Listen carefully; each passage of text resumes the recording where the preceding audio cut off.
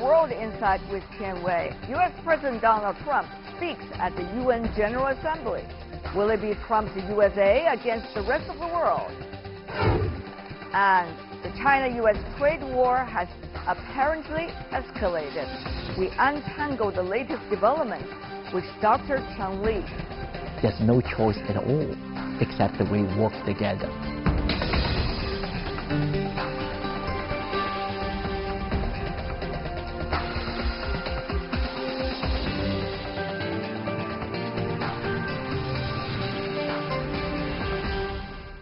Hello and welcome to World Insight with me, Cheng Li. The program is coming to you from Monday to Friday on CGTN.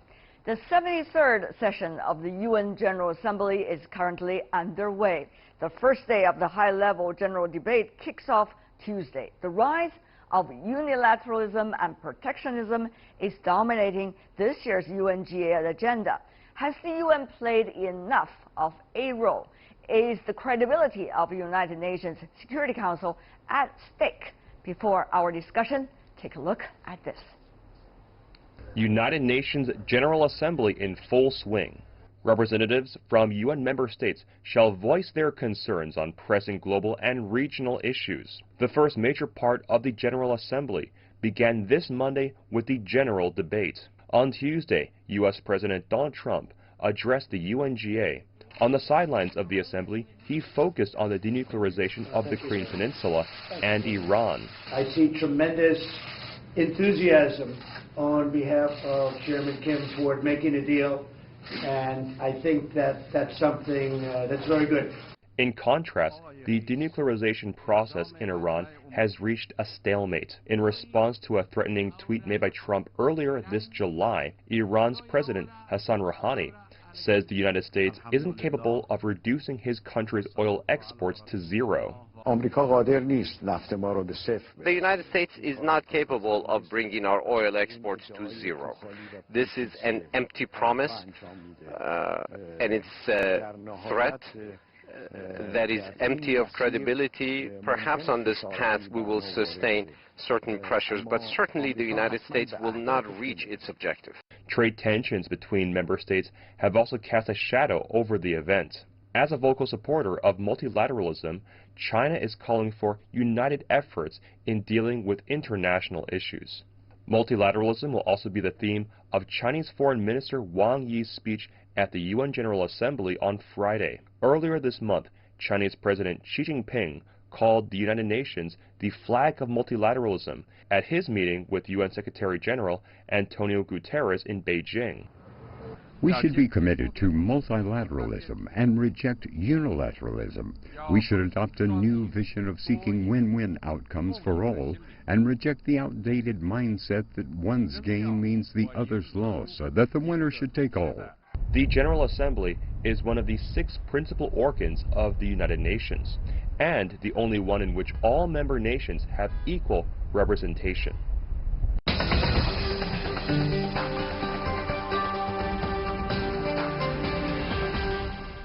For more on the UN General Assembly, we are joined in our Beijing studio, Fu Jun, Academic Dean of the Institute for South-South Cooperation and Development with Peking University.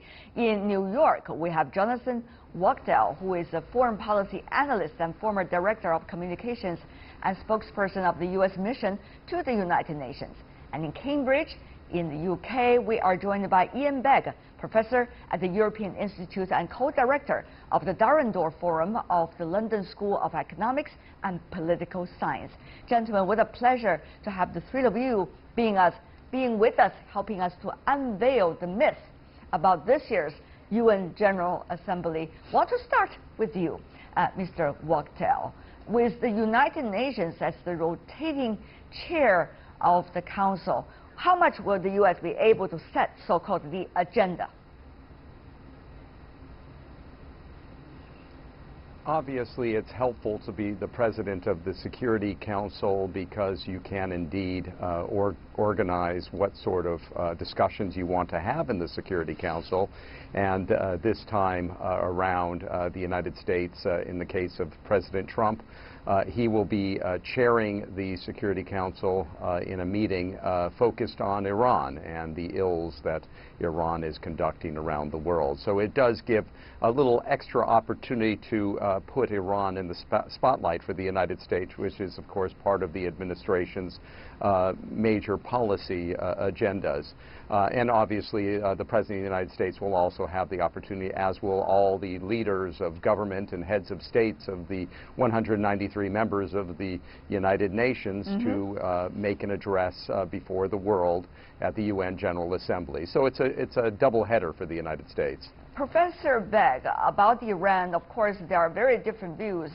The other 5 countries that have been involved in reaching an agreement with Iran totally still support the earlier agreement. So even U.S.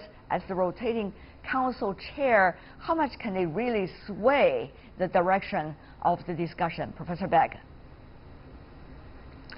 Well, there's a paradox about being the person chairing the meeting, which is, on the one hand, you have the opportunity to set the agenda, but very often what you also have to do is to be flexible about what others want to say and not be too insistent on your point of view being put forward.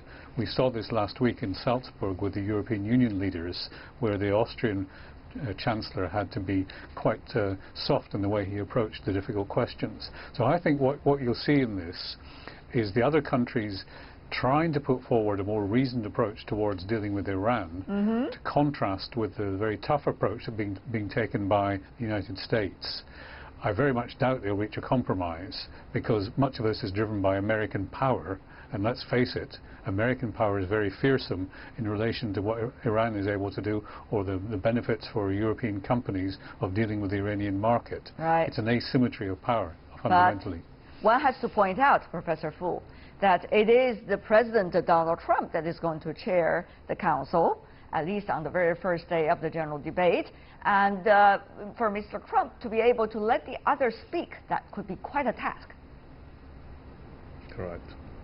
Well, my observation of... You sound very calm, Professor Fu, yes, about that fact. Go ahead. Tell me about your reasoning. My observation of Donald Trump's administration is that over the years, there is a movement that has been moving from the previous policy of liberalism increasingly to what we call offensive realism.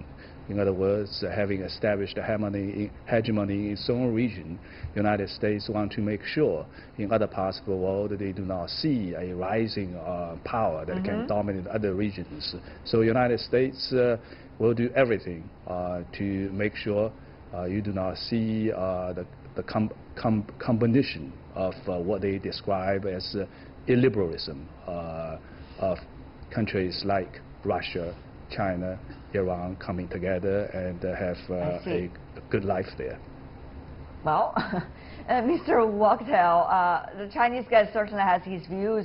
How much do you think, really, the U.S. will be able to sway the direction of discussion about Iran and also about the DPRK? After all, on the 29th, the DPRK is going to make its speech. We all understand the Korean Peninsula nuclear issue has recently had some apparent breakthrough, with the North and South reaching some kinds of agreement in a way about denuclearization.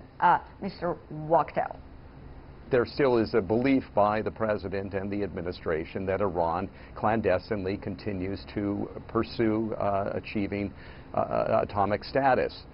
So this will be his opportunity to lay out both the non-proliferation concerns, or the proliferation concerns that he has in vis-a-vis Iran, but also to lay out the other problems that are out there. So in terms of what will be achieved, I anticipate that you'll see a lot of rhetoric and pushback from the Russians, the Chinese, the Brits, the French, all who signed on to a deal that they don't want to see die, and that the President of the United States really hates. And so we'll have a back and forth. What should be interesting to see is whether President Rouhani, who has the right under United Nations Security Council rules, in terms of North Korea, look, the issue of denuclearization of the peninsula, the Korean Peninsula, is a terribly complex issue.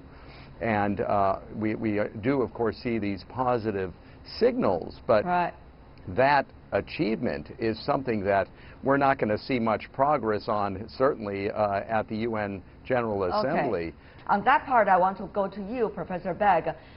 The thing is, well, the U.S. is working and helping the rest of the world to understand its concerns, whether it is providing solutions to those concerns. I think that is the biggest question, isn't it? We could all have the freedom of pointing out the loopholes in as many things as we can, but the United Nations is supposed to be a place not just about pointing out the loopholes, but rather a place to negotiate out and figure out the solutions, even though we all understand general debate wouldn't achieve that goal within just a few days. Professor Begg. Well, you're right. The United Nations is about dialogue. The reason it was created in the 1940s, very much in the image of American presidents of the time, was to have dialogue replacing shooting. Now, there are two things that are worth pointing out, perhaps. One is, if there's anything that's predictable about Trump, it's that he's unpredictable. His unpredictability could mean that he will use the opportunity of being in the environs of the UN Plaza in New York to try to do something different. He likes to hit headlines with something original. And the second thing to consider is that when it comes to Iran, there are two sides to this entire discussion. One is the Iran nuclear deal, which some, particularly the other signatories, are trying to preserve. But there's also the immense pressure on Iran to change its ways. Iran doesn't want to concede, but if the pressure is severe enough from other parts of the world, trying to find a face-saving way for Iran to back down on some of its foreign ventures could also be part of the outcome of this UN meeting. There is one thing that is much crucial than any of the specific issues we talk about, that is the future of the world. Of course, that sounds too big, according to the rotating president of the UN General Assembly, who has been there talking about that the UN should be getting closer to the people and people closer to the UN. But Mr. Wachtel, there's also the issue of multilateralism. According to the rotating presidency, she talked about that everything in a globalized world has to be done through cooperation. Mr. Wachtel, of course, that is certainly very different from the rhetoric coming from the current Trump administration. Are we going to see a battleground over there when the general debates happen? I think, and I welcome, actually, look, it's the United States' sovereign right to espouse its own policy, just as it is China's, just as it is Russia's, and even the smallest nation is capable of espousing what they believe in their foreign policy and outlook and perspective on the world as they govern their people and try to play a role within the world. So it's not surprising that you'll see certain nations come out and be very strident about their position and their sovereign right to do so and say these things. Look, I welcome the other member states of the General Assembly to point out to the United States that, yes, you're a very strong nation, but we really want you to play a constructive role. Just like they should, you know, call out China or Russia in the same way whenever they espouse something that may smell or seem to the rest of the world as being too unilateral, that really needs to, you know, the United States should step back and look at what the perspective is of the other member states of the United Nations. Got it. That is what the UN General Assembly is about. Professor Begg, will that be a fired up situation this year much more than the other times? And meanwhile, will Trump, do you think, in a way, the moment at the UN be part of his performance in front of the world before the midterm election? Will he use that as a scorecard for his own political purposes? Well, no doubt. But I think there's an important mathematical equation to put into this question, which is that Trump does not equal America. No. And though he is representing America right now. Representing for now. But we know that his maximum tenure is only another 6 years. And and that's the maximum. So I think it's a bit misleading to put everything in terms of Trump. There's an American interest, which Jonathan Wachtel has articulated very clearly, there are interests from other parts of the world, and the whole point about the United Nations is to try to mediate between these interests in whatever way is conceivable. And that's why the whole, if you like, theatre of the General Assembly is part of the process of trying to find softer solutions than firing bullets. And that's the important thing that we should recall once this meeting gets properly going. Debate is always welcome. Well, whether it is about very different opinions or whether it is about opportunities to come to further common ground. Professor Fu, China will speak on the 28th. The DPRK will speak on the 29th. Those are in the set schedule of the UN General Assembly General Debate. So how do you see the issue of multilateralism? How do you see the issue of some of the crises going on in the world? How do you see the efforts of seeking solutions to those long-term issues such as Iran and DPRK being played out from China's perspective? Professor well, Fu? if you read the words of the official position of China, China is opposed to global hegemony. We are for multilateralism. But if you watch the term multilateralism more carefully, there is a liberal reading of multilateralism than a more realistic reading of multilateralism. If we compare the world system with after the Second World War with the world system in the wake of the First World War, in the First World War, it's a more liberal reading of multilateralism. Now, in the case of the Second World War, the United States strike a better balance between liberalism and realism. The harsh fact of the United Nations is that not everyone is equal.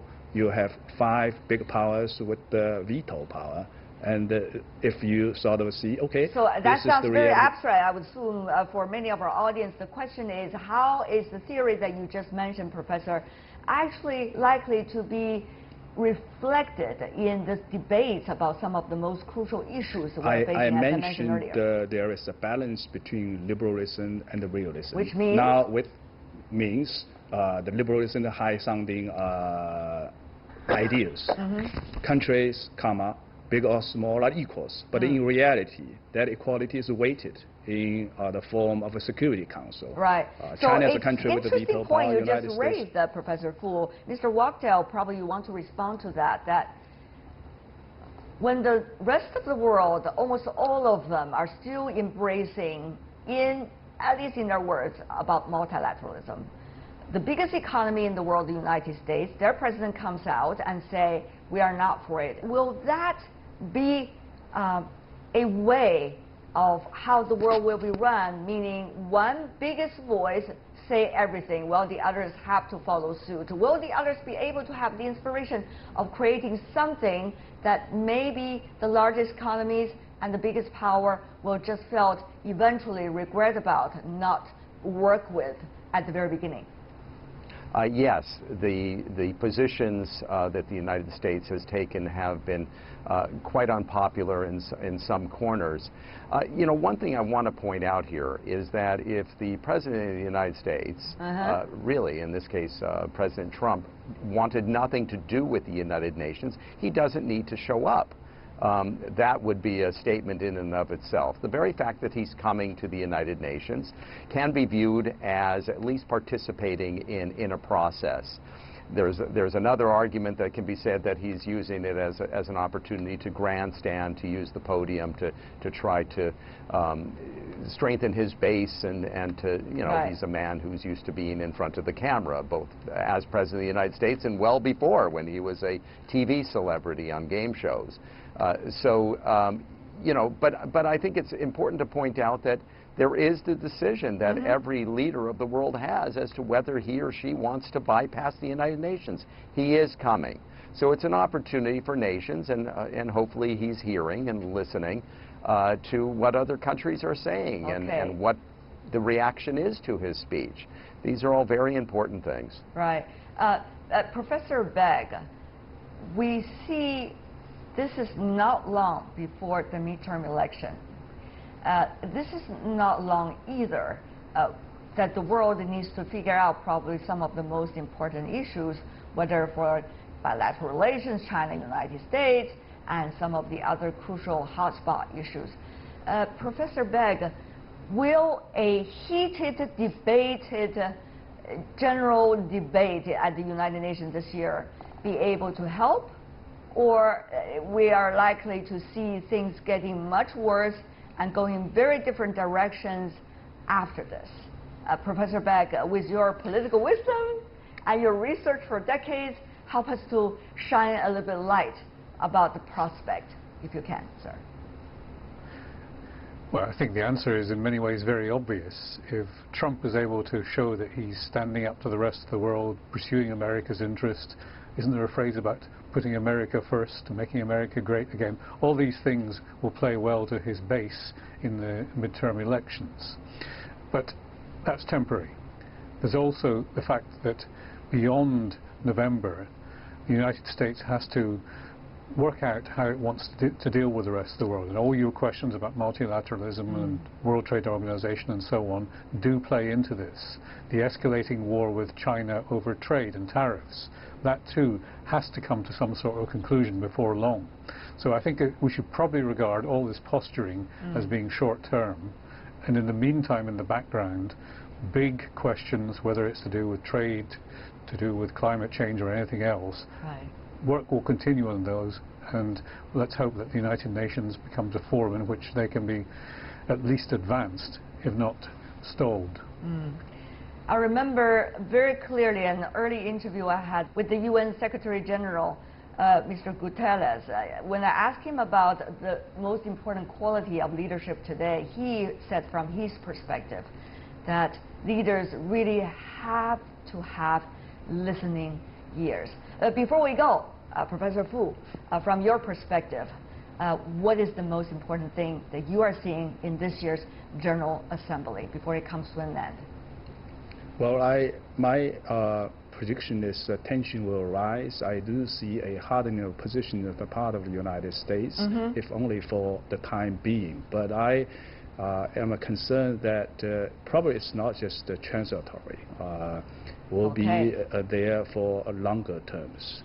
Big power competition is back, and we need to be better prepared for that. Fu Jun, Jonathan Walkdale, Ian Beck.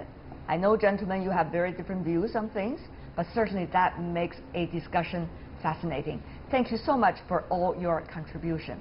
Really appreciate it. And you're watching World Insight with me, Tian Wei. Still to come on our program.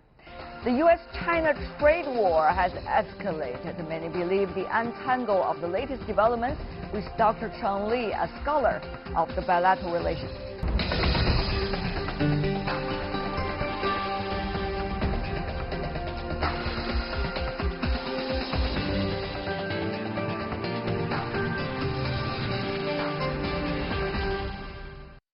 Welcome back. You're watching World Insight. I'm Tian Wei. The program is coming to you Monday to Friday on CGTN. The rise of unilateralism and protectionism in recent years has resulted in apparent geopolitical conflicts, like that, the trade conflict going on between China and the United States. But why does deglobalization appear to be gaining momentum in the United States? What does that mean for U.S. and China relationship for the long term? What is wrong and what can be done? To answer those questions, I recently caught up with Dr. Cheng Li, Director and Senior Fellow at the John Thornton China Center at the Brookings Institution. Having studied China for decades, Dr. Li has witnessed the ups and downs of the bilateral relations between China and the U.S. Yeah, you're going to see on China. On Monday, the latest and biggest U.S. tariffs on Chinese imports kicked in. About $200 billion worth of goods are affected. China had declined the U.S. invitation to negotiate, instead responded on Monday with some retaliatory tariffs and a white paper.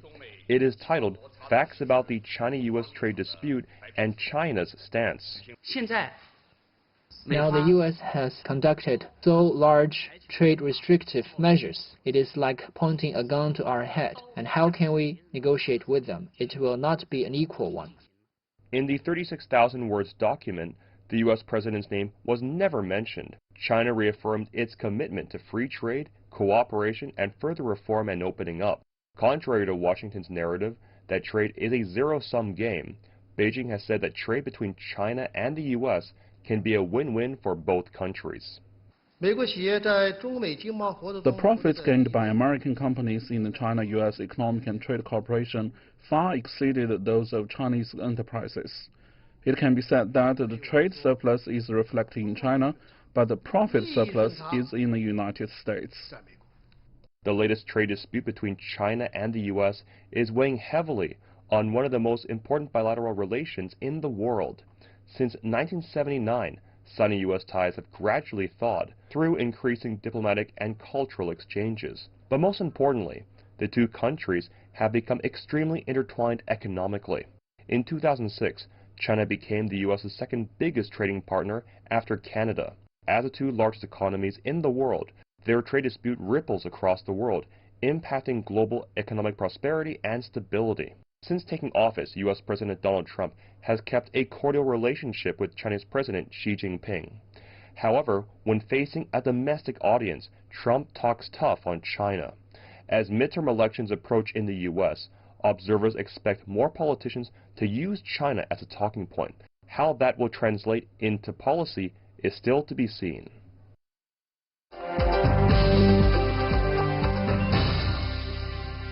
One of the most important questions is, when the midterm election is approaching, what kind of nature really now is the relation between China and the United States in the domestic politics of U.S.? Well, China is an issue, but it probably is not the most important issue. Probably rank like number 4 or even number 5. But it's very, very important for the future direction of the country. I think that if Democrats win the representative, highly likely they will make a lot of noises. They will pursue a lot of investigations. So now what does that mean? It means that the next 2 years will be chaotic. You cannot achieve anything. But Donald Trump is not a person famous for being quietness. He will make a lot of noises himself. He will create events domestically and internationally. That's extremely important. So in a way, that of course he can take the kind of very cooperative approach towards China, but probably most likely you will create the tensions, conflict with China. So that kind of motivation could have a strong impact to U.S.-China relations. Whatever he feels convenient to him at that time. Yes, yes, that's a concern, that's a worry. Now, he may or may not do that, but certainly, you look at the U.S.-China relation in that kind of condition, so it raises some concern. Are you nervous? Are you concerned? Of course I'm concerned, I'm nervous. There's no choice at all, except that we work together. And avoid of war is a very, very important calling. I think that the 21st century's war could be devastating. It's the war, there will be no winner. So therefore, we should never fight such a war. But the general trend of China-U.S. relations, that's probably even more important than what is going on right now.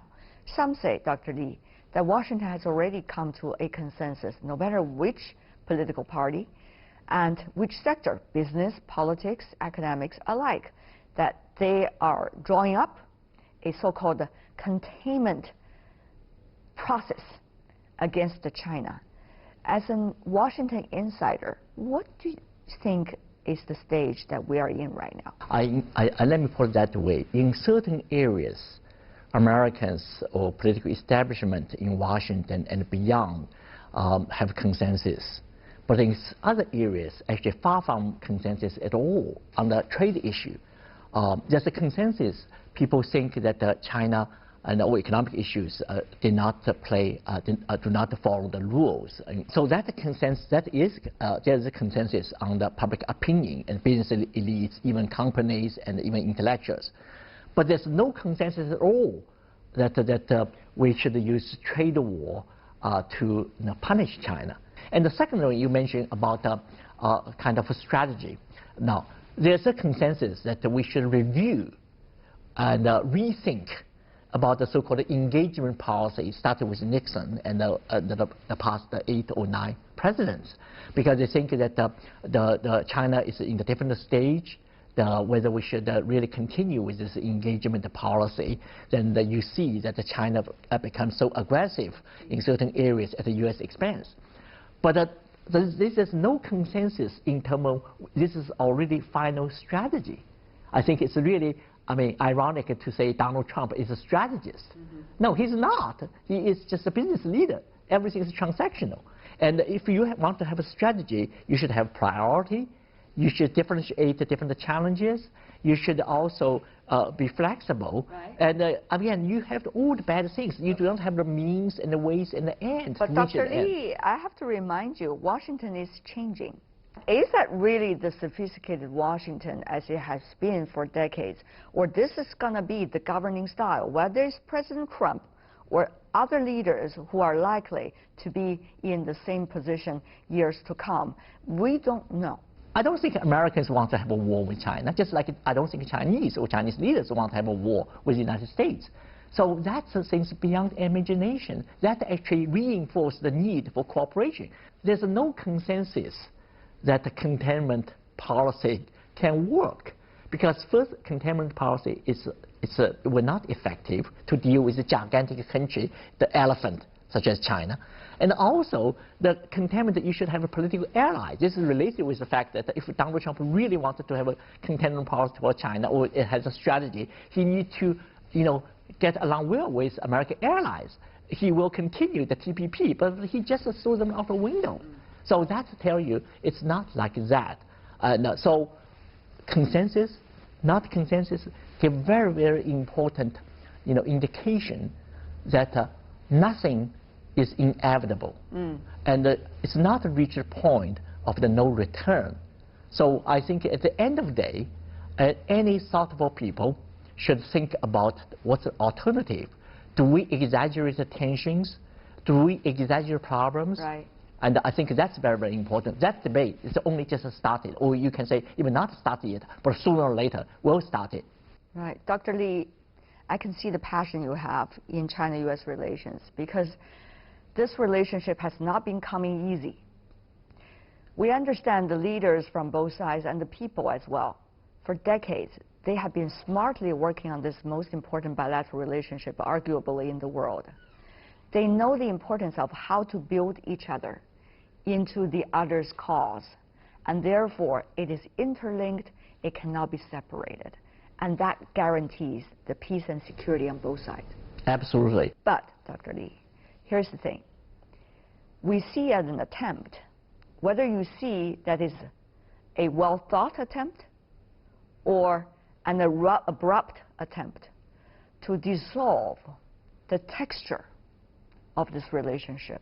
What do you make of the current realities and vis-a-vis the fact of how this relationship, so hard to come, has become what it is today? I think the U.S.-China relation is so important. It's too important to leave to just a few politicians and or leader like President Donald Trump or some of the people really very single-minded. Right.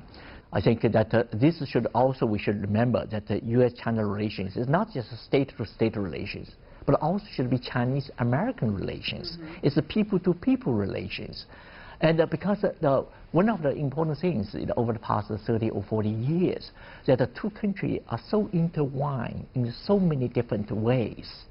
So at the end of the day, it's very, very difficult to go back to older days. You cannot do that. This is not the way that the U.S.-China relation will move forward. The American dreams and also indicate it's not only just for American dreams. If only for American, that will never be our destiny, but only be the dream. I think it's very, very important that the Americans understand. Based on my experience, that Americans do have a lot of goodwill, but we don't want someone to challenge, to undermine the stability, to have achievement at other countries' expense. One of the things that's very important between China and the United States is the fact that some of the fundamental issues between the two countries are well understood by decision makers and policy makers, because the current status quo has been well thought of and has been painstakingly maintained for decades. There are reasons behind that. But How vulnerable are we now, Dr. Li? Certainly, we are vulnerable. Sometimes unexpected incident can really crystallize the current deterioration of U.S.-China relations. So I think we should work very, very hard to avoid this kind of misjudgment, and this kind of incident can really put the relationship in the point of no return. So that's the thing certainly I deeply worry. That's why I think that both sides, especially Chinese leadership, understand the danger. So the two words Chinese leaders mention frequently is the uncertain and the dangerous nature of the current international system. But at the same time, I think I do believe that we should leave the door and the windows open. And if we really believe the people-to-people relations, that should be real dialogue, not like what people in the U.S. talk about, the gangos dialogue. And I think that's very, very important. So at the end of the day, actually the improvement in your own domestic governance probably the best thing to have a positive impact of bilateral relationship. By improving American governance, Chinese governments, you show the world that this is again, it's not the politicians use kind of international incident to distract the domestic attention, but rather to use that kind of case to ultimately have a positive impact on international affairs. Dr. Li, you mentioned an interesting and important point. One of the things people look at is what China at which stage is it in. Of course, you may know the biggest challenge for China has never been from outside. The biggest challenge for China is to make sure it comes to consensus about its way forward, and it will be able to efficiently and fairly address some of the problems and challenges it has domestically. So that is also an important part of why China-U.S. relationship is so important these days. That it could have an impact about how China is looking at itself and how China is positioning itself in the rest of the world. Well, I'm afraid that American political leaders, their knowledge, their understanding of China, and the complicities in the China's domestic situation, I don't think it's sufficient. I think that one important thing is that when you look at China's recent Party Congress, the 19th Party Congress, the key word in Xi Jinping's speech is unbalance. China needs to address unbalanced issue. Unbalance refers to many different things. Could be economic unbalance and the regional unbalanced development, and maybe the faster growth, but the environment protection lag behind. Could be related with politics and the economy, could be related with China's the growing importance in the international stage, but still relatively, or there's a lot of misunderstanding. So that means that the Chinese government want to work on that.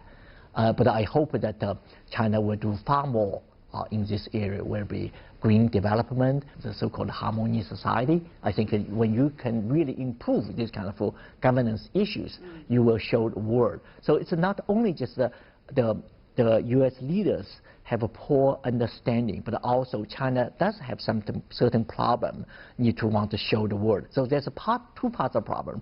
One is lack of communication. One is a substantial problem within China. China should also address different comments or criticism in a different manner. At this stage, when particularly China is rising, the differences of wealth, the differences of significance in the world between China and the United States is shrinking, not to a huge extent, but is shrinking as we speak. Are we going to see the two countries destined for conflict? Well, no, not really. Are you doing the wishful thinking? No, or are you saying, frankly, what you're really thinking? Well, it's not wishful thinking.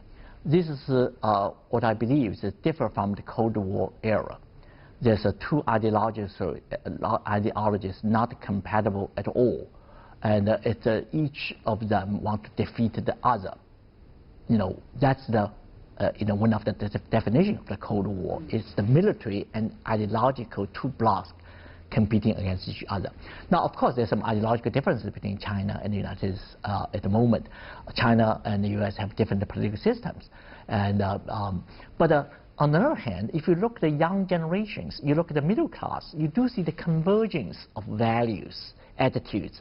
I mean, young people in China, in Beijing, Shanghai, Shenzhen, Guangzhou, and they are similar in terms of lifestyle, attitudes, in the consumption, and even values similar to their counterparts in Western countries. So that provides some hope, right? So we should continue to work on to have the dialogue of values. But that does not necessarily mean that we should make everyone just like the same. No, diversity is part of the universal values. And China actually come from a long way in terms of many improvement. But again, to a certain extent, I think people in the West should be patient. And at the same time, I think that it's not so much of lecture, point finger to each other, but through our own examples, I think it's the best thing to improve mutual understanding and mutual respect. Dr. Li, always a pleasure to have you on our program. Thank you so much for contributing to the discussion analysis about China-U.S. relations. Thank you. I'm honored. Thank you, Dr. Li. Thank you.